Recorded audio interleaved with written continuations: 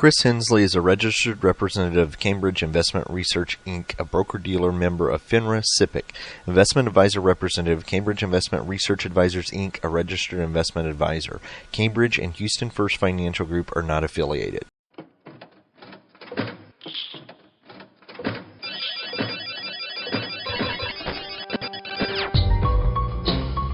The Houston Midtown chapter of the Society for Financial Awareness presents Money Matters with your host, Christopher Hensley.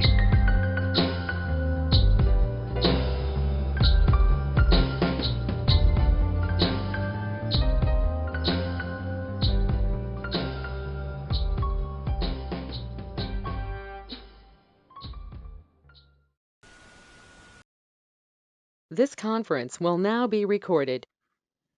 Good morning, everybody. You're listening to Money Matters on KPFT. The time is now 11 a.m. is what I usually say on a Friday morning if we were live from the KPFT studio, but we are not. We are right here. There goes evergreen content. we are right here in the middle of the quarantine and the lockdown, and so we are broadcasting via GoToMeeting, and so we're going to do the podcast version, which goes out internationally, but we're also adding a video element with our guest today, Robin Dreeke. So stay tuned, keep listening. If you are a longtime listener, you know we always reserve just the first few moments of the show to tell you a little bit what's going on here in the Houston and the Gulf Coast area. But I do want to let you know we're lucky to have him on the show here. He is the author, co-author of the book Sizing People Up. After 2 decades as a behavior analyst in the FBI, Robin Dreeke knows a thing or two about sizing people up. He's navigated complex situations that range from handling Russian spies to navigating the internal politics at the Bureau. Through that experience, he was forced to develop a knack for reading people, their intentions, their capabilities, their desires, and their fears. So his book, Sizing People Up, I read that a couple of months. Actually, I listened to it on Audible, which I do a lot. But I've listened to that a couple of months ago. And then as early as this week, there was an article that came out in Think Advisor, which is a online magazine for financial advisors. So we've got a lot to talk about, but keep listening. Just a quick update here. KPFT, the radio station, is I would say closed. They're open. There are the only people there, since it's a volunteer-run station, are the paid staff, which, since we are a nonprofit, that's limited to about 2 people. And so Rourke from the Wide Open Spaces, I think, is still at the station. And then you're going to hear a lot of stuff on archives. I'm going to send this to them, and hopefully we'll get it played on the FM side as well. But right now they're doing a lot of stuff from the archives. So as soon as we hear anything different, we'll let you know. Won't affect the podcast version with that. One quick update, Houston Money Week. As you know, we've been kind of talking about that since November as part of the leadership team for Houston Money Week. That is known as free workshops and seminars for financial education for people in the Houston, the Gulf Coast area.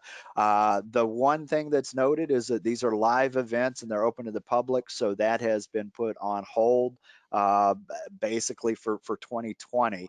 We are working to kind of get some online content and stuff out to people. I think we might even gear it towards digging ourselves out of the recession, as opposed to some of the other topics we were talking about. So that is a thing that we're pivoting on, and we're having to adjust.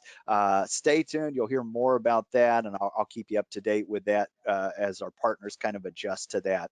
With that, Robin is patiently waiting for us here. So Robin, thank you so much for joining us today. Hey, thanks for having me, Chris. What a crazy, crazy world we're in, but I think the world is pivoting pretty well.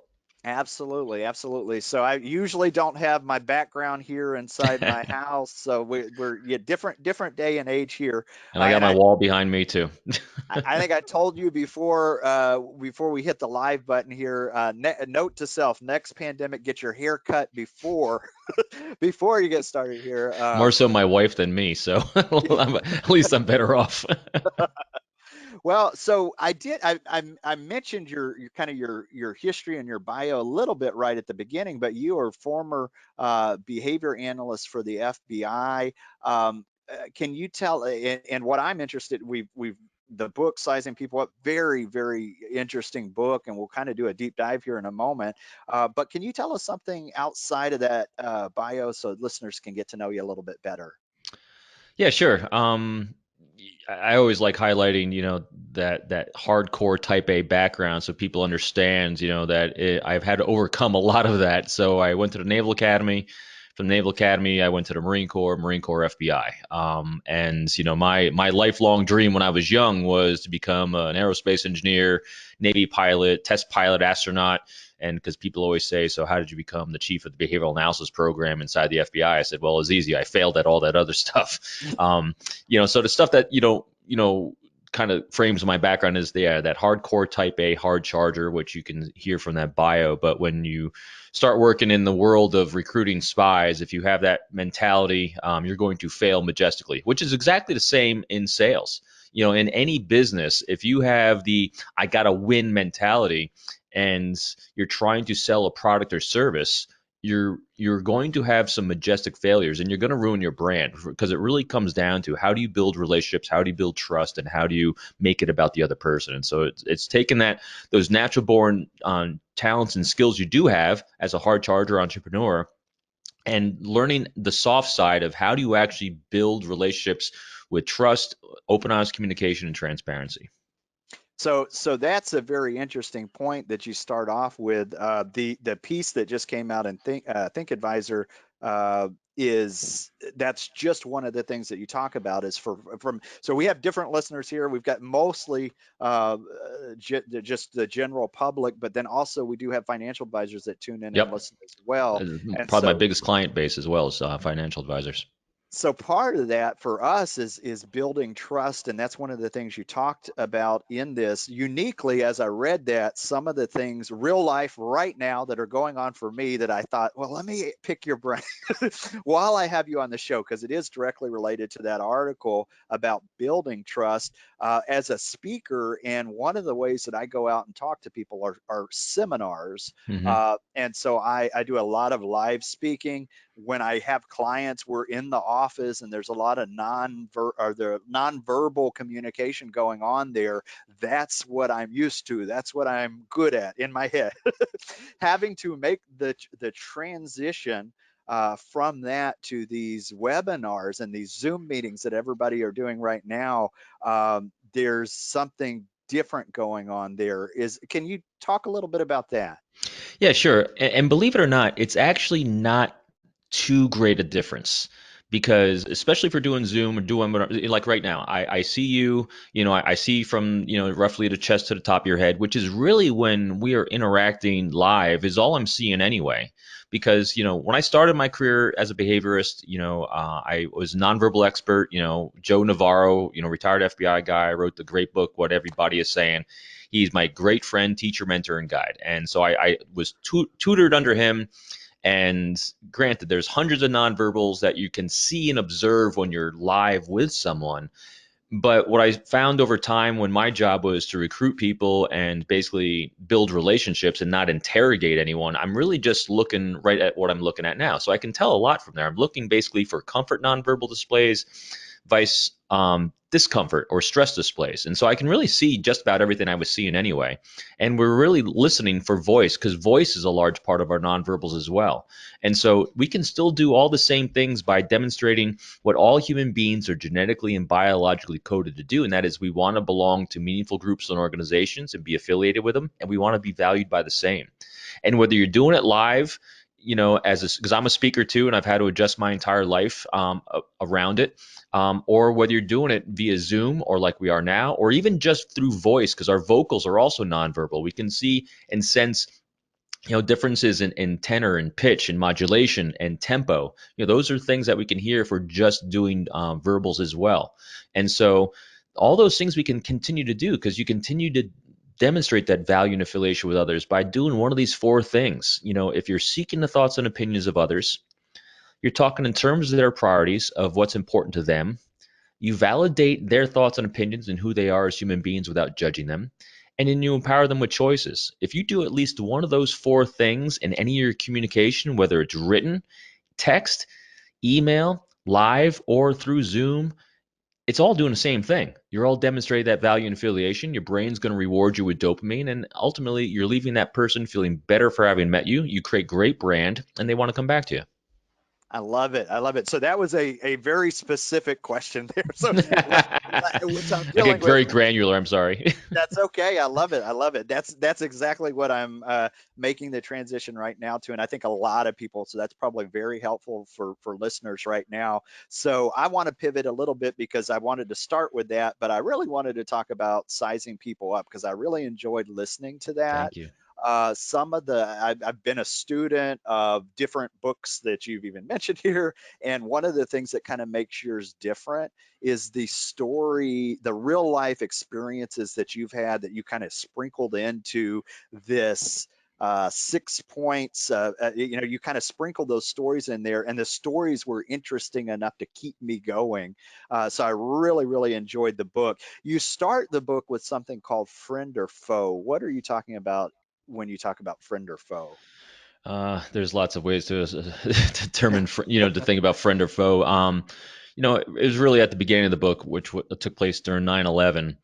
In a time, very, very similar to now, but different in a lot.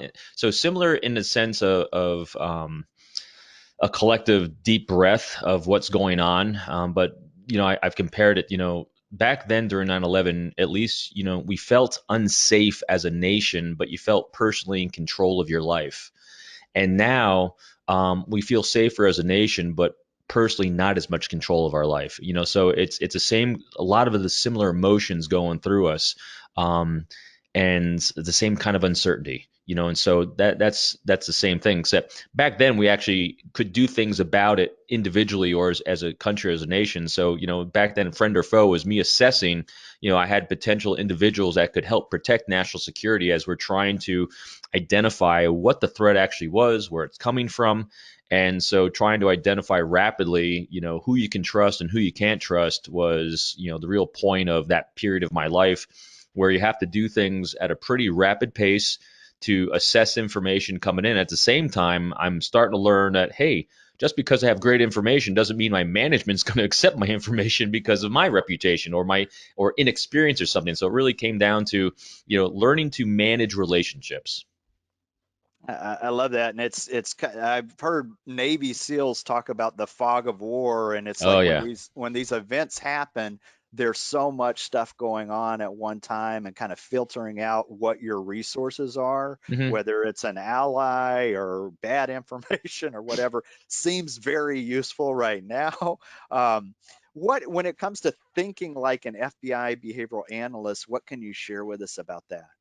Yeah, it's funny. Been asked that a couple times lately. How I came up with that phrase or that thought process, and it was really working with my writer Cam. He's fantastic at taking my content and my stories and making them sound great because he's a fantastic writer. And I remember at one point, at that exact point in the book, he wrote, I told him about the methodology and how I'm thinking through a process or a challenge or a situation. And what he had written was he said, I was sweating bullets. And I looked at him and said, Cam, I don't sweat bullets. That's not how it works. And he goes, what do you mean you don't sweat bullets? I said, if you're thinking like an FBI behavioral analyst, you're just thinking cause and effect. You're not emotionally reacting to things. So that's what that's referring to is when you get the stimulus coming in, especially, I mean, this is a perfect time to think about this. When you're getting all these different new stimulus and new things coming into your life, can you calm down and rationally think through them? Just don't think, like, oh my gosh, and overreact and cause what I call that crazy brain where you get, emotionally hijacked and you're dealing with frustration, anger, resentment, discontentment, fear. All those emotions start clouding your cognitive, thoughtful process. And so thinking like an FBI behavioralist, or basically someone who's self-aware, is, just saying, hey, what am I actually trying to achieve and what my goal is, and what am I about to do or say going to help or hinder that? And ultimately, the goal in every situation I have is to create a good, healthy professional relationship. Because those professional relationships are the bedrock of everything. And so it's starting to take, it's like, how do you get out of emotional hijacking? You think to yourself first, when you recognize, all right, I'm going off the rails. Is what I'm about to going to do or say going to help or hinder what it is I'm trying to accomplish? That gets you thinking again.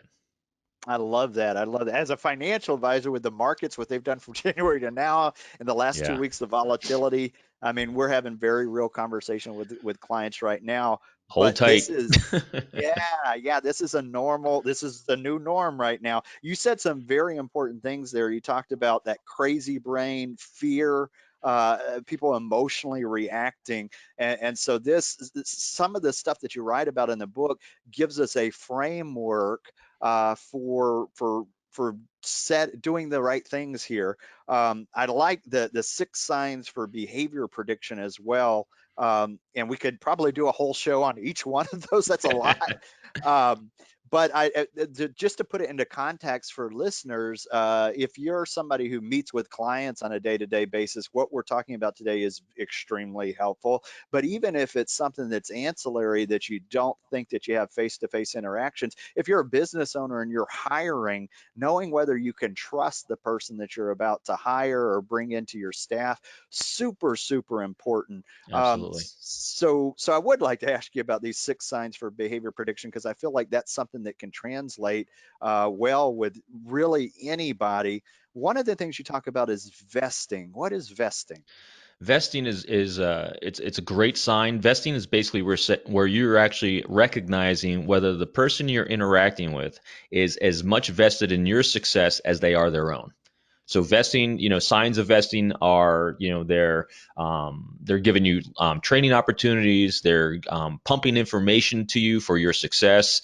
They're including you in all kinds of different activities and things to maybe even at their own sacrifice of time and resources. But vesting is shown either in actions, deeds, or words that they're actually as mutually vested in your success as they are their own. So vesting is a great one to see.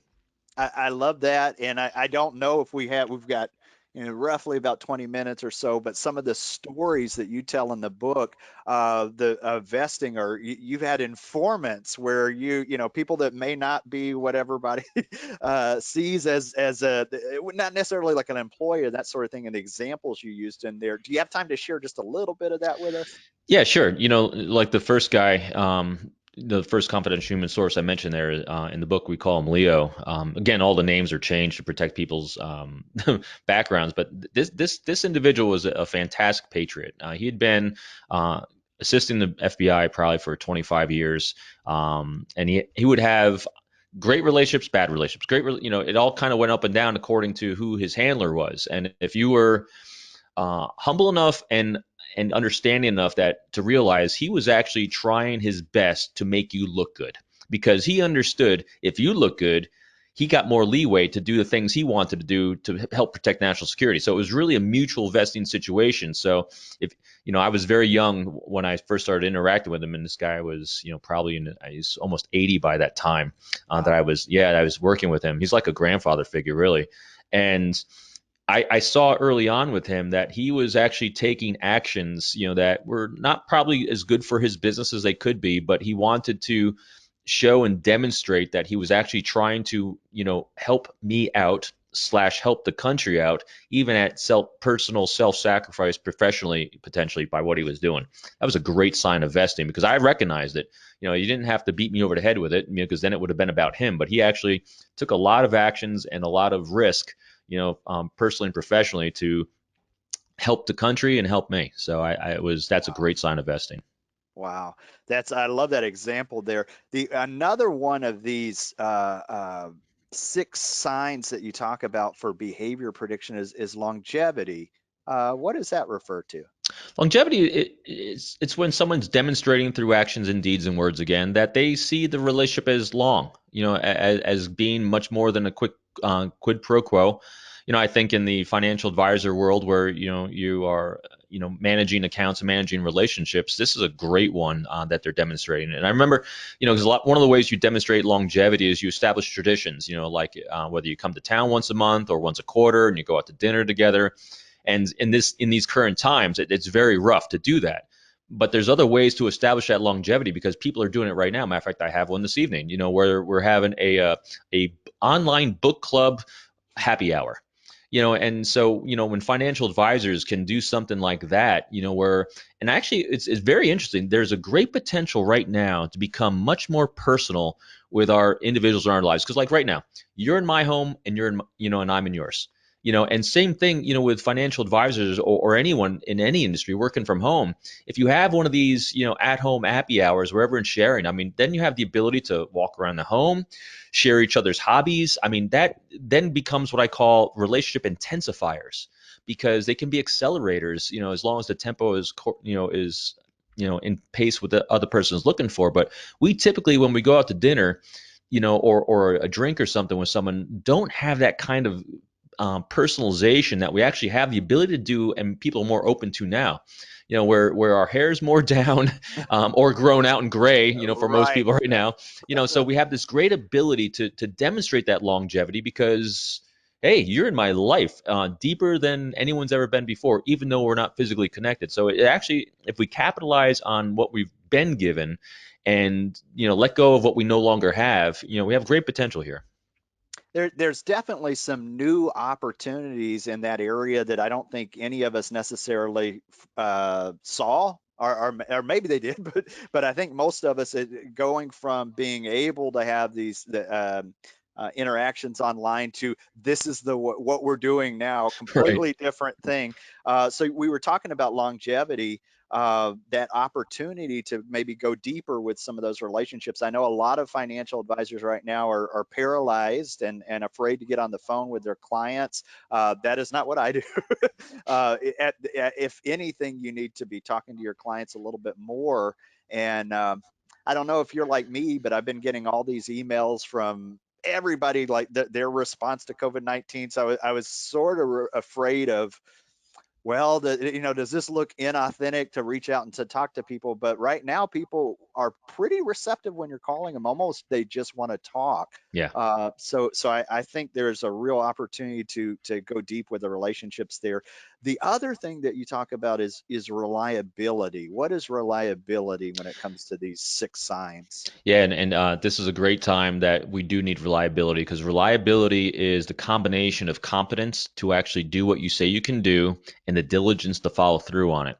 And whether you're in finance or whether you're a leader inside an organization, this is a key area to really focus on right now because it can be for many people, maybe even most people right now, psychologically challenging to have self-discipline.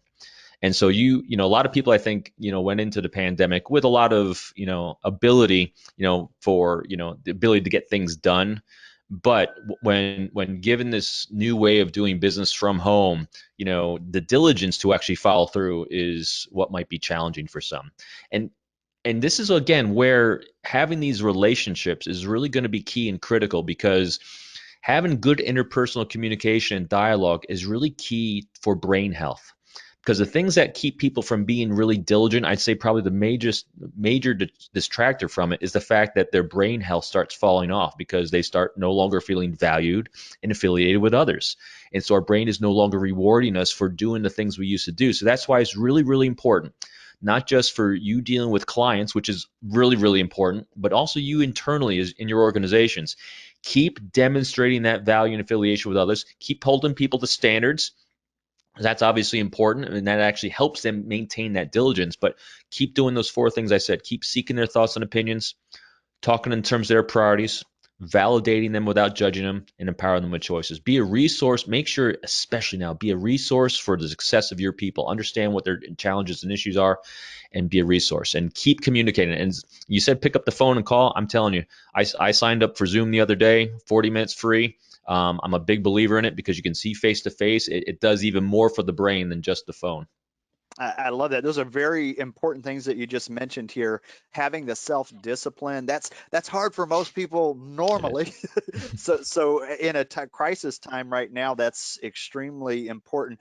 Brain health, that made me think of, the people that are in their offices, I deal a lot with retirees, and there's almost this point of, I'm going to say, mourning, where you go from your social validation being there at work, and you don't necessarily think that's the case, but when you retire and you're away from your social group, your identity changes. And so it's the same thing with our brain health. You might see your neighbor there that's next to you in the cubicle, but if they're not there, you're not getting those little dopamine rushes of being pat on the back and that sort of thing. So this interaction like this is huge, however big your organization is or your company as well, and that keep communicating.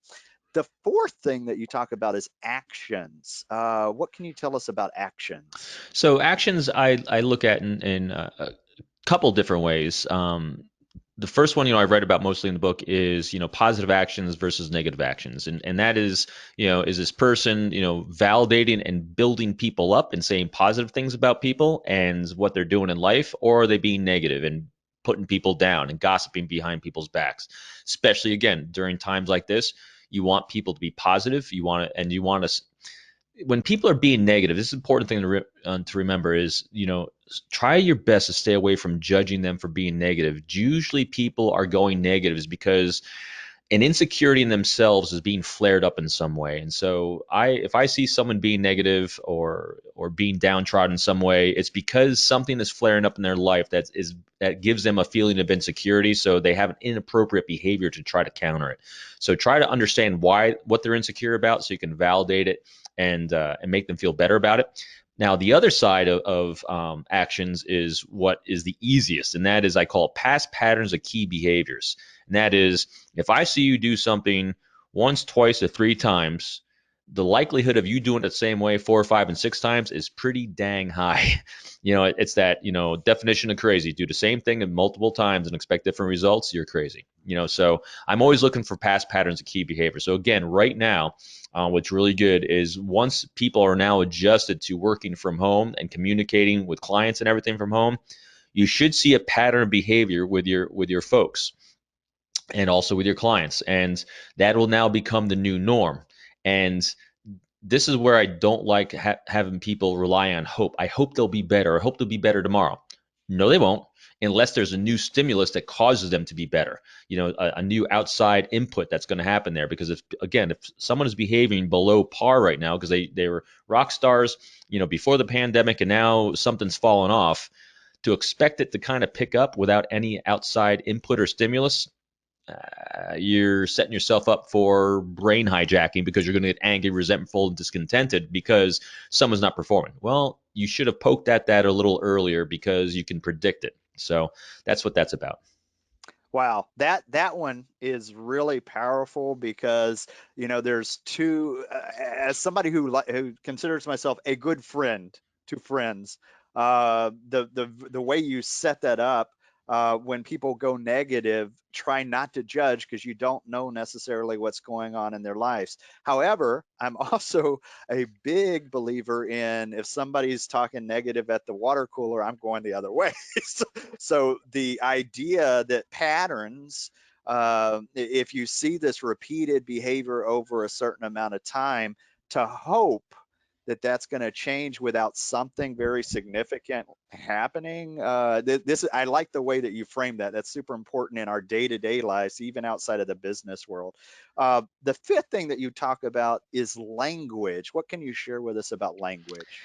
Language, I've actually already mentioned a few times, with those 4 things. But here's what, because people a lot of times will ask me, so how can you assess someone really, really quickly? I need to know like this, if I can trust them or not. I said, well, remember, I redefine trust quickly in the book as trust is actually predictability, not actually the other side. What people think they can trust someone is liking. Just because you like someone doesn't mean you can actually predict what they're going to do. Liking has to do is, have an overlapping of morals, ethics, beliefs, interests. That has nothing to do with being able to predict what you're going to do in each of these different lanes in your life. And so, language is something you can assess very, very rapidly in the sense that, remember, those 4 things to demonstrate value and affiliation: seeking thoughts and opinions of others, because we only do that with people we value and want to affiliate with; talking in terms of their priorities, because here's a guarantee of human beings. This is why human beings are exceptionally predictable. All of us will always act in our own best interest in terms of safety, security, and prosperity for ourselves and our loved ones. And if I can figure out what you think is in terms of your best interest, not what I think it is, but what you think it is, I now know what you're going to do. It makes you focus 100% on them. And so that's why it's important to talk in terms of people's priorities, because that's what's in their best interest. And so they'll listen. If you're not, I guarantee you they won't. You validate all those thoughts and opinions, who they are, without judging them. And validation doesn't necessarily mean you agree with them. It means you're digging deep to understand why they are like they are, who they are like they are, without judging it. And finally, when you give people choices. Now, here's the golden thing with this one, which is awesome. If you understand what your goals are and priorities, and you took the time with number 2 to understand what their goals and priorities are, now when you give them choices, they will overlap. It's a guarantee. Our brains just work this way. And I always would end every conversation or a question I would have if I wanted one of my good American patriot folks to do something. I'd always end it with, if that's something you're comfortable with. Because that isn't a choice, because it's something, a nice little thing on the end that just says it's a choice. And so what I'm looking for, because this is the language I'm always going to make sure I'm using with someone, what I'm looking for in kind is, are they using that language with me? Because I can hear that right away at the beginning of any conversation. Are they using that language to make that conversation about me? So that's what language is about. Now when you want to talk about, is it sincere and genuine? That's when we're going to look at the nonverbals. Are they doing that with good, high comfort nonverbal displays? Smiling, head tilt so you can expose the carotid artery a little bit, eyebrow elevation, smiling, anything that's up and out, demonstrating high comfort with words about you. You probably got a good thing starting to go right there. Wow. Okay, now I'm super conscious of the way, because I heard the video. I'm like, no. See, but look at all that smiling though. It's all good. So the last one, we've got just a few more minutes Sure. here before the end of the show. We're getting right towards the end. As I'm saying that, I'm going to pause here because the book, I was able to listen to it through Audible. I know that they can get it through Amazon. If somebody wants to get in touch with you, I know you also have a consulting company as well. Mm-hmm. How would they find out where to get more information? Absolutely. My website is peopleformula.com. All one word, peopleformula.com. You got links to the books there. I do have one online course that I just launched, based on my first book. It's not all about me. And everything, and I'm shifting everything. Everything I teach that I did live speaking, live consulting, everything we can do totally virtually, because it all applies in all worlds. Because as we're saying here, nothing's changed. The ability to shake hands has changed, but our interpersonal communication dialogue has not. And so it's all completely still applicable. I love it. I love it. If you're in the car and you're listening right now, don't feel like you have to write it down, because we have the podcast notes as well. So you'll be able to find the links on there. And we'll finish here with number 6, which is stability. What can you share with us about stability in the last 2 minutes? Sure. Well, what's really great is we've covered this already as well. And that's why I love these 6 signs. They all continually circle around. No, not one is more important than the other. And you don't need all 6 in order to assess someone for trustworthiness. It kind of depends on the individual. Stability, it's emotional stability. During times of stress, duress, and challenges in life, do they maintain cognitive thought, or do they go off the rails? And it's okay. Most people do go off the rails, in situations like that. How fast can they come back? And what can you do to help them come back?